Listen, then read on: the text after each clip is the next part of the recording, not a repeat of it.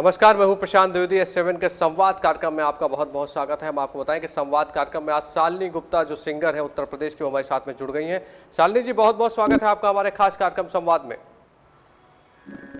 बहुत बहुत शुक्रिया प्रशांत जी। सबसे पहले तो मैं पूरी टीम को बहुत बहुत आभार देना चाहूंगी कि मुझे ये अवसर प्रदान किया आप लोगों ने। जी जी जी, thank you. Thank you so much. तो शालिनी जी, मुझे बताइए कि आप एक सिंगर के तौर पर हैं और भारत एक कोरोना जैसी महामारी से जिस तरह से जूझ रहा है, बहुत सारी समस्याओं का सामना भी करना पड़ा। आप भी आपने जैसा बताया कि आप टीचिंग भी करती हैं, आप सिंगिंग भी करती हैं, बहुत सारी जिम्मेदारी आपके ऊपर भी होगी। कैसे देखा आपने इस महामारी को, जो इस समस्याएं हैं, 3 महीने का एक संपूर्ण लॉकडाउन होता है, उसको कैसे देखा आपने, क्या कहेंगे उस बारे में? प्रशांत जी, जैसा कि वाकई में सब लोग इस महामारी से, पूरा विश्व ही बहुत ज्यादा परेशान है। जी। तो कुछ नकारात्मकताएं तो आई है इससे हमारे जीवन में, लेकिन बहुत कुछ पॉजिटिव भी हुआ है। बहुत कुछ पॉजिटिविटी जो मेरा अनुभव रहा है, मैं वो बताना चाहूंगी आपको। जी बिल्कुल, बताइए। सबसे पहले तो एक ये भागम भाग वाली जो हमारी जिंदगी थी, उसमें थोड़ा ठहराव आया है। सब एक ही दौड़ में भाग रहे थे, लेकिन अभी थोड़ा ये है कि परिवार को भी समय दे रहे हैं हम, और साथ में डिजिटली चीजों से जुड़ने की वजह से अपना संगीत भी कर पा रहे हैं। और मैं अपने बारे में बताऊं, मतलब अपना अनुभव बताऊं, संगीत की वजह से ये जो जितना भी समय निकला है, मैं सच बता रही हूँ, मेरा जो अनुभव रहा है पूरा पॉजिटिविटी से निकला है। मतलब आप समझ लीजिए, मेरा कोई भी हफ्ता खाली नहीं गया है कि मैं मतलब कहीं किसी पेज पे लाइव ना आई हूँ या किसी वेबिनार को मैंने अटेंड नहीं किया हो। मेरे लिए तो ये पॉजिटिव हुआ है।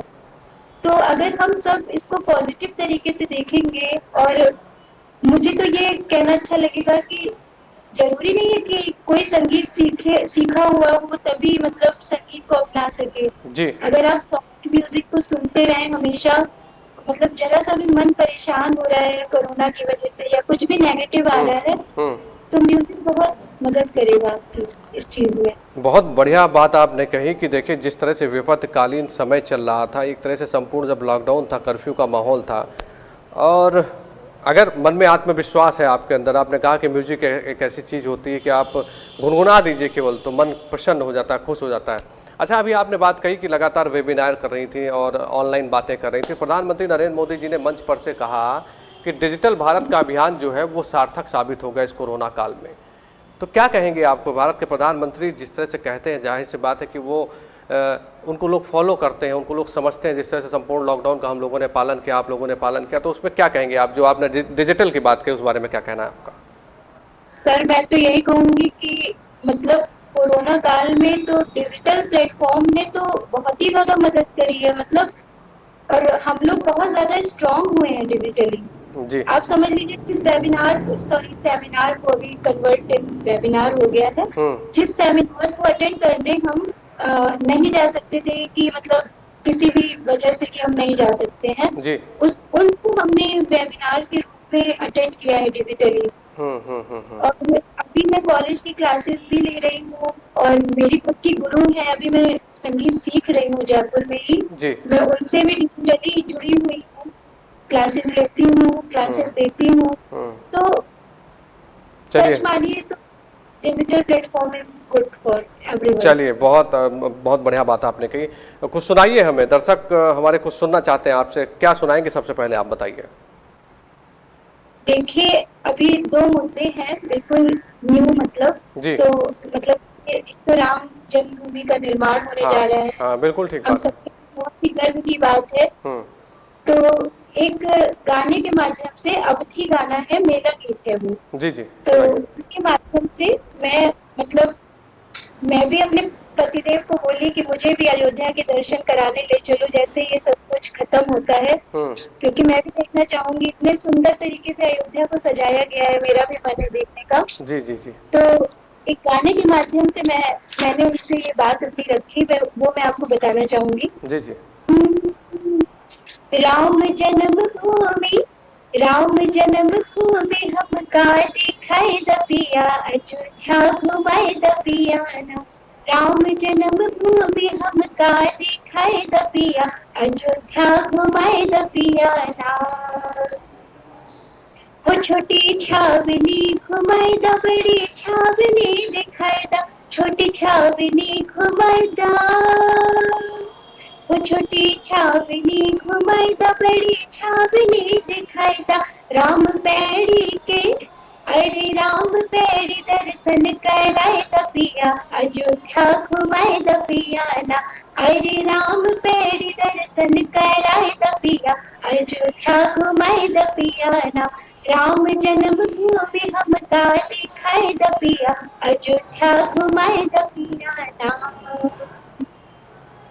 कनक भवन के दिखाई द, फटिक शिला के घुमाए द। कनक भवन के दिखाई द, फटिक शिला के घुमाए द। हनुमान गढ़ी, हनुमान गढ़ी लडुआ चढ़वाए द पिया, अयोध्या घुमाए द पिया ना। हनुमान गढ़ी लडुआ चढ़वाए द पिया, अयोध्या घुमाए द पिया ना।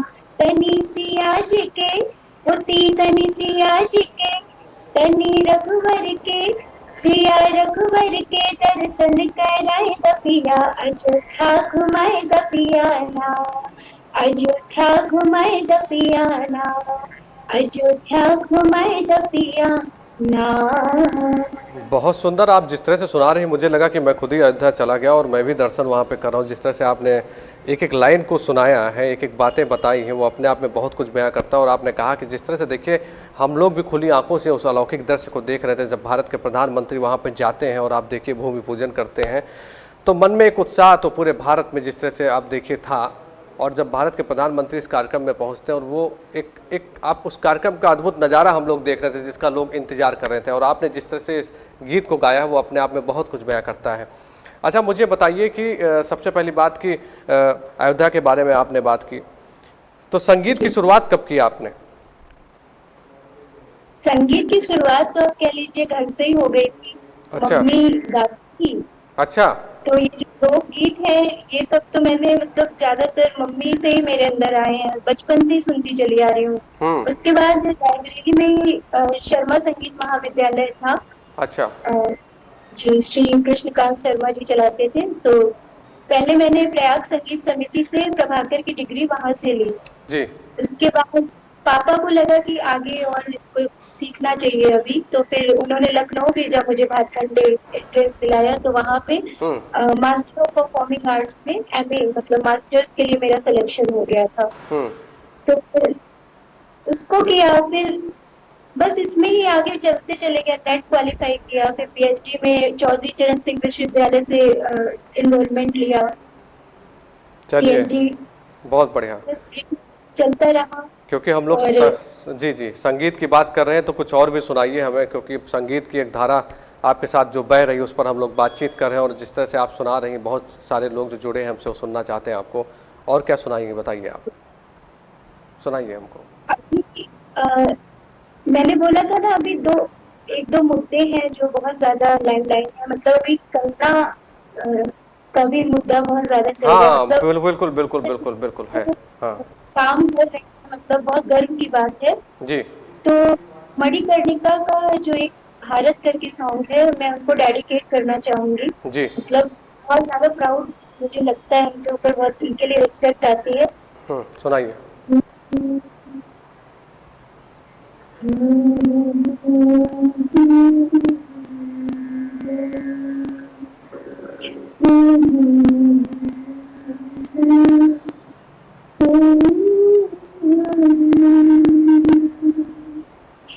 देश से है प्यार तो हर पल कहना चाहिए, देश से है प्यार तो हर पल कहना चाहिए। मैं रहूं या ना रहूं, भारतीय रहना चाहिए। पावन इंसान रिवर सर पावन इंसान, सिलसिलाए बात में चली रहना चाहिए, मैं रहूं या ना रहूं, भारत ये रहना चाहिए। शब्द से कह दो जरा, सीमा में रहना सीख ले, ये मेरा भारत अमर है, सत्य सहना सीख ले। देश से है प्रेम आँखों से झलकना चाहिए, मैं रहूं या ना रहूं, भारत ये रहना चाहिए, मैं रहूं या ना रहूं, भारत ये रहना चाहिए। बहुत बढ़िया। अच्छा, अभी आपने कंगना रनौत जी की बात कही, जिस तरह से आप देखिए कि मुंबई में स्थितियां चल रही, परिस्थितियां चल रही, उनके मकान को, उनके ऑफिस को सॉरी जो तोड़ दिया जाता है, कैसे देखती हैं आप इस पूरे घटनाक्रम को? मुझे लगता है ये सब नहीं करना चाहिए। हम्म। इन सच का साथ दे रहा है, सपोर्ट कर रहा है, तो उसके साथ ये सब नहीं होना चाहिए। जी। ये सब तो उनको कोई राइट नहीं है कि उनका ऑफिस तोड़े या मतलब ये सब करें, गलत है ये सब। मेरे पॉइंट ऑफ व्यू से ये गलत है। चलिए, जाहिर सी बात है कि आप एक सिंगर के तौर पे हैं, तो हम आपसे बार बार कुछ ना कुछ सुनना ही चाहेंगे। और क्या तैयार किया है आपने हमें सुनाने के लिए? अब मैं थोड़ा, जैसे यहाँ पे बहुत से लोग जुड़े होंगे, जी। कुछ मूवी के सॉन्ग्स पे आती हूँ मैं। हाँ बिल्कुल, सुनाइए बिल्कुल। नंदा जी के कुछ गाने हैं जो मुझे बहुत ज्यादा पसंद जी। है। हमको मिली है आज घड़िया नसीब से, जी भर के देख लीजिए हमको करीब से, फिर आपकी नसीब में ये बात हो ना हो, शायद फिर से जरूर मुलाकात हो ना हो, चांदनी सी।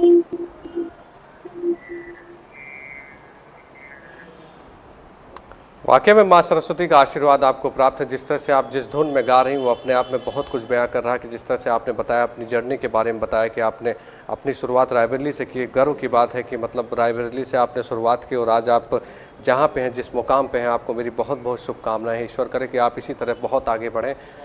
और भी कुछ सुनना चाहता हूँ आपसे मैं अपनी बात को ख़त्म करने के बहुत बाद। बहुत शुक्रिया, बहुत बहुत शुक्रिया आपका। जी। अभी मेरा एक एल्बम लॉन्च हुआ है, मतलब मैं राजस्थान में जब से आई हूँ तो हाँ, थोड़ा सा बताइए उसके पता बारे में, चला एल्बम के बारे में कुछ बताइए आप अपने। कि खाटू श्याम बाबा के ऊपर मैंने बनाया है अपना एल्बम। जी जी जी। मतलब मेरा बहुत तहे दिल से मन था, मतलब कृष्ण जी को मैं बहुत ज्यादा मानती थी, तो मैंने उनको डेडिकेट किया अपना पहला वीडियो क्या एल्बम। बात है! अभी मैं भी गया था अपने परिवार के साथ में वहाँ पे दर्शन करने के लिए। बहुत अद्भुत नज़ारा था और एक अलौकिक शक्ति है वहाँ पर। सुनाइए, बिल्कुल सुनाइए, मैं सुनना चाहता हूँ आपसे।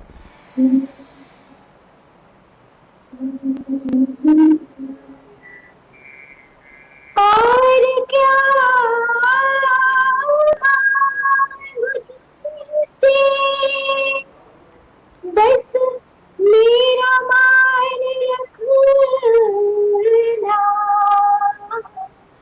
लाज मेरी न जाए इतना सा ध्यान रखना, और कुछ मैं न चाहूं, इतनी मेरी अर्ज है, अपने चरणों में सुरक्षित मेरा स्थान रखना,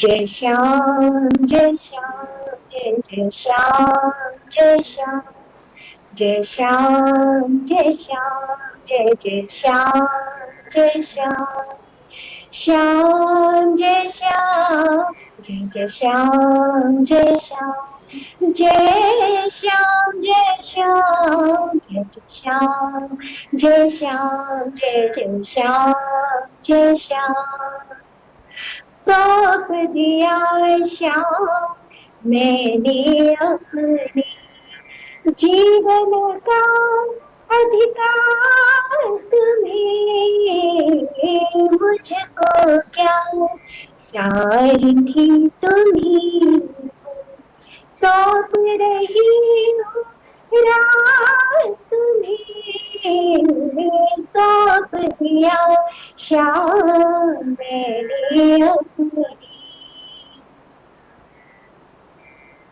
मुझको दुख के घाव व्यापती कभी ना सुख की छाव चाहती मुझको दुख की घाव व्यापती कभी ना सुख की छाव चाहती मोरे श्याम मोरे श्याम मोरे श्याम आई हूँ श्याम गार तिहारी अर्पण ये सिंगार तुम्हें सौंप दिया श्याम मैंने अपनी। बहुत बढ़िया, अद्भुत अद्भुत, बहुत बढ़िया, शानदार। अच्छा मुझे बताइए कि और कौन कौन से आपके एल्बम निकले हैं? अभी आपने बताया खाटू श्याम जी के ऊपर जिस तरह से निकाला आपने एल्बम, इसके अलावा भी कौन कौन सा एल्बम आपने निकाले हैं अभी तक? जी अभी तो क्या है, मैंने जनवरी फरवरी में ये किया था, उसके बाद जी। मैंने वो एक रथ रसिया करके ब्रज का है चंद्र सखी जी का पद, अच्छा। उसको मैंने बोला था। हाँ जी। मेरी गुरु माँ है डॉक्टर सुमन यादव मैम, यही की है जयपुर की, तो उनके अंडर में मैंने उसको तैयार किया था, वो उनकी कंपोजिशन है। अच्छा। तो एक वो है, उसके बाद ये लॉकडाउन आ गया जी। तो फिर घर पे ही बैठ के मैंने कुछ अवधि गाने अपने यूट्यूब चैनल पे अपलोड किए हैं। अच्छा जी चलिए देखिए, जाहिर सी बात है कि जिस तरह से लॉकडाउन चल रहा था और डिजिटल माध्यम एक ऐसा माध्यम था जिसके माध्यम से आपने कहीं ना कहीं लोगों को प्रेरणा भी दी कुल मिला के कि अगर अगर समस्याएं हैं तो उनका सामना करना चाहिए आदमी को, और कुछ ना कुछ अपने आप को, दिमाग को अगर हल्का करना है तो म्यूजिक एक ऐसी बड़ी चीज़ है जो आदमी को बहुत ही आराम देती, सुकून देती एक तरह से। अच्छा कुछ फिल्मी गाने और भी सुना दीजिए मुझे आप, उसके बाद बाइंड अप करते हैं फिर। वाइंड अप के लिए गाना रखा हुआ है, आप बता दीजिएगा वाइंड अप कब करना है। अच्छा ठीक है, अभी आप तब तक पहले सुनाइए जो आपने तैयार किया। ठीक। एक गजल है बर्फी का, मुझे बहुत पसंद है, फिर ले आया दिल। फिर ले आया मजबूर क्या कीजिए, फिर ले आया मजबूर क्या कीजिए, रासना रहना दूर क्या कीजिए, दिल कह रहा तुझसे बयसे कर दिया, वो जो अधूरी सी याद बाकी है, वो जो अधूरी सी बात बाकी है, वो जो अधूरी सी याद बाकी है,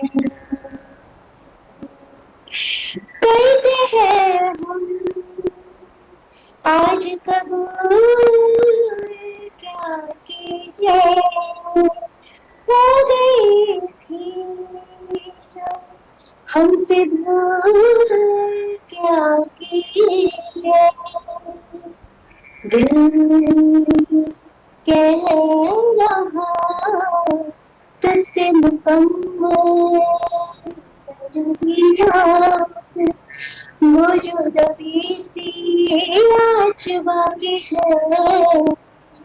वो जो अधूरी सी बात बाकी है,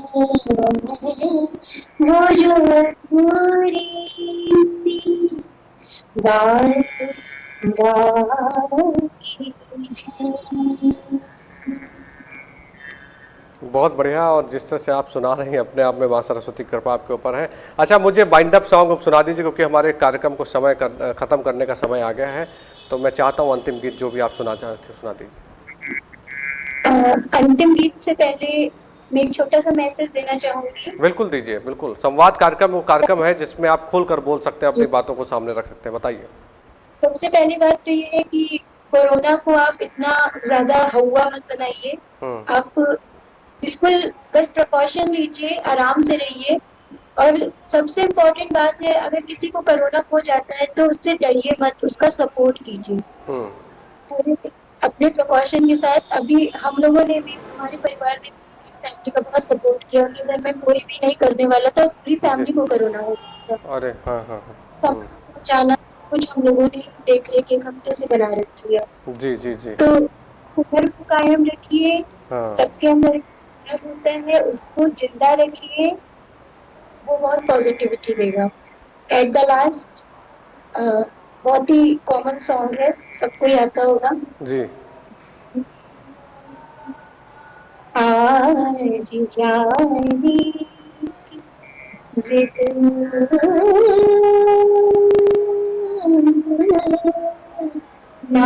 करो, आज जाने की जिद ना करो,